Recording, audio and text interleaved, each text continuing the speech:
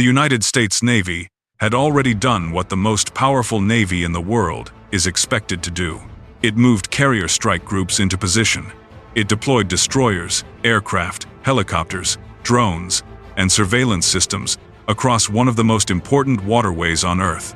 It could destroy Iranian warships, hunt submarines, strike missile sites, and dominate the open sea. But the Strait of Hormuz still did not open.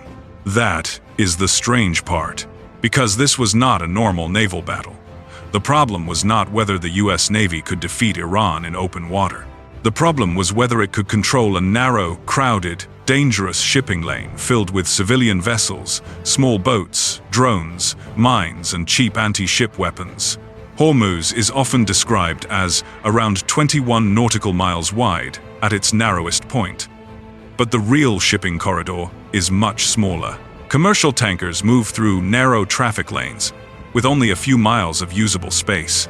That means the world's most important oil choke point can become a battlefield inside a corridor too small for the Navy's usual advantages to work cleanly. And Iran knows this. The Islamic Revolutionary Guard Corps Navy does not need to defeat the US Navy ship for ship. It does not need a bigger fleet. It does not need better destroyers. Its strategy is different. Flood the choke point with fast attack boats, drones, mines, coastal missiles, and confusion. A single Iranian fast boat may not look impressive. Many are small, cheap, and lightly built, but a fast boat carrying rockets, heavy machine guns, explosives, or a short-range anti-ship missile can still force a destroyer to react. One boat is a target. 10 boats are a threat. 50 boats attacking from different angles inside a crowded shipping lane become a strategic problem. That is the logic of swarm warfare. It is not designed to win one clean battle. It is designed to overload the defender. Every radar contact must be classified.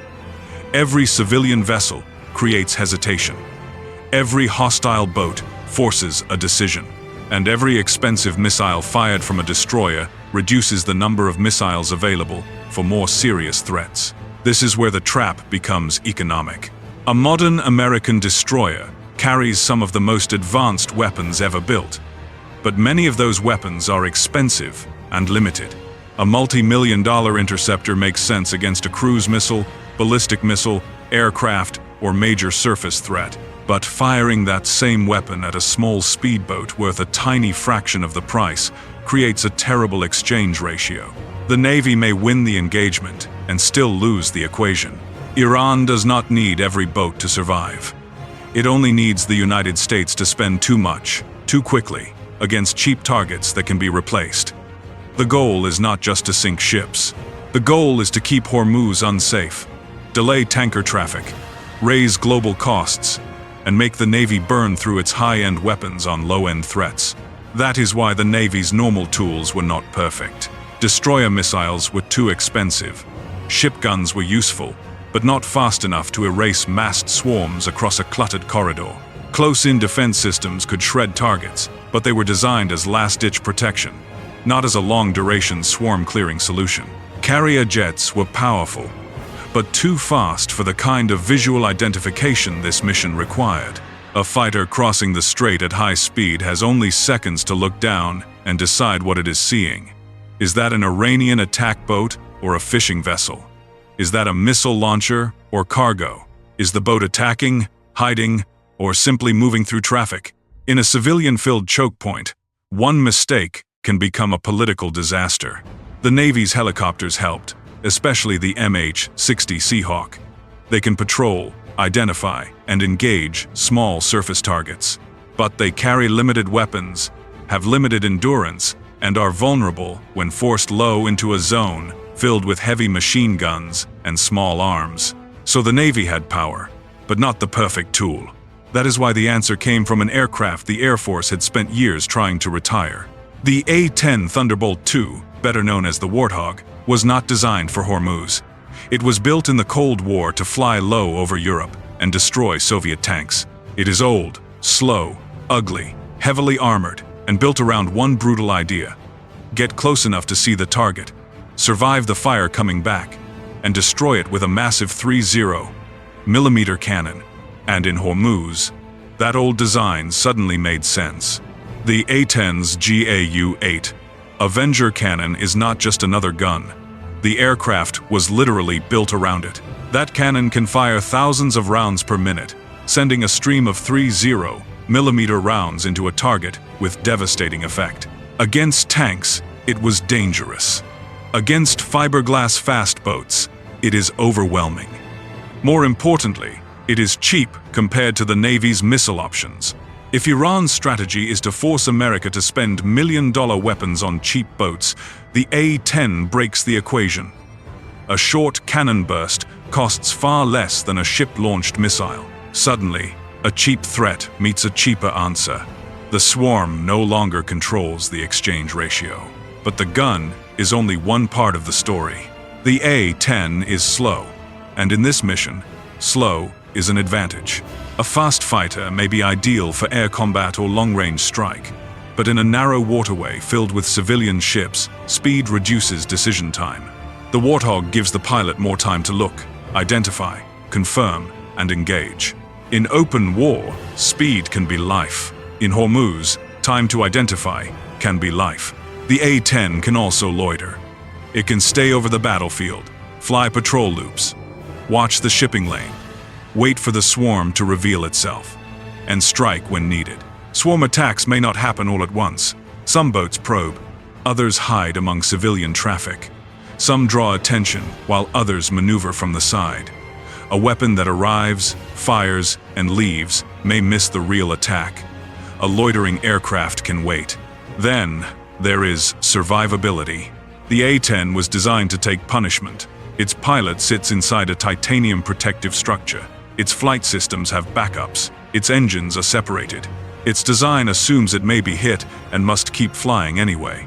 That matters in a place like Hormuz, where low-flying aircraft can face machine guns, small arms, and light anti-aircraft fire. A modern fighter avoids that danger by flying higher and faster. But higher and faster can make small boat identification harder. A helicopter can identify well, but it carries fewer weapons and is more vulnerable. The A-10 sits in the middle, slow enough to see, tough enough to stay, armed enough to matter, cheap enough to keep fighting. That does not mean the A-10 replaces the Navy. It does not. The Warthog is not a magic weapon. It cannot clear mines, stop ballistic missiles, escort every tanker, or control the entire strait by itself. The real solution is combined arms. The Navy still provides the air defense umbrella. Destroyers protect the fleet from missiles and aircraft. Their expensive interceptors are saved for threats that truly justify the cost. The Navy tracks the wider battle, coordinates the shipping lanes, and keeps the high-end defense network alive. Above the water, the A-10 hunts the swarm layer. It handles the cheap, fast, numerous targets that would otherwise drain the Navy's missile cells. Closer to the surface, Army AH-64 Apaches can fill another gap. They can operate from forward sea bases, fly low, carry Hellfire missiles, and a 30mm chain gun, and attack boats that slip through the wider patrol pattern. Now, the Iranian swarm faces 3 layers instead of 1. If boats rush the lane, A-10s can engage from above. If they close in, Apaches can attack at low altitude. If missiles launch, Navy destroyers can intercept them.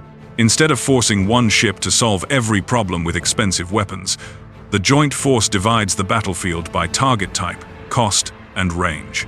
That is how the equation flips. Iran's swarm doctrine was built to make the Navy spend too much. The A-10 and Apache help make America spend correctly. And that is the deeper lesson. Modern militaries often focus on the newest, fastest, stealthiest, and most expensive systems. Those weapons matter. But war does not always reward the most advanced tool. Sometimes, it rewards the tool that fits the battlefield.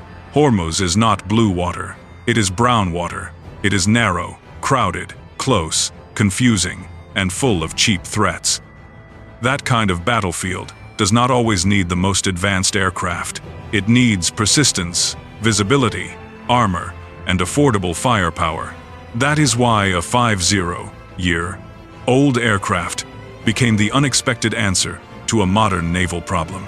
Not because the Navy was weak, but because the Navy was built for a different kind of fight. The Strait of Hormuz did not ask for prestige. It did not ask for stealth. It did not ask for the most expensive missile in the inventory. It asked for the right tool, and in this case, the right tool was the Warthog.